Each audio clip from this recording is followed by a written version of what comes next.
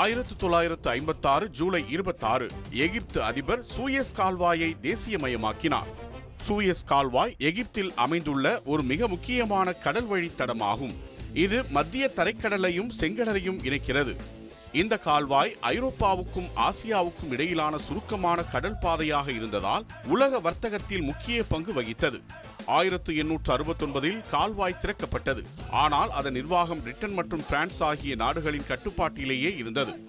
எகிப்து அரசியல் ரீதியாக சுதந்திரம் பெற்ற பின் அதிபர் ஜமால் அப்துல் நாசர் கால்வாயை தேசியமயமாக்க திட்டமிட்டார்.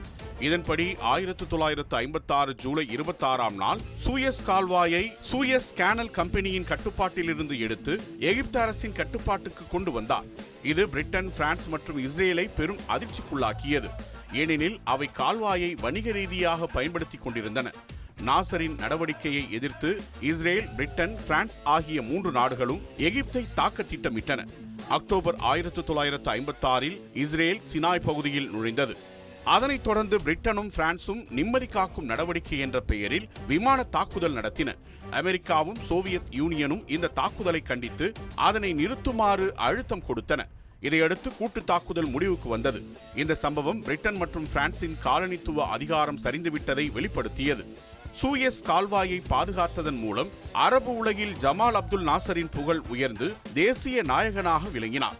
நாசரின் சூயஸ் கால்வாய் தேசியமயமாக்கல் மத்திய கிழக்கு அரசியலில் பெரும் மாற்றங்களை ஏற்படுத்தியது. இது ஏராளமான நாடுகளின் ஆதிக்கச் சூழலை சவாலுக்கு உட்படுத்திய சம்பவமாக பார்க்கப்படுகிறது. இது அரபு தேசியவாதத்தின் வளர்ச்சிக்கு அடித்தளமாயிற்று.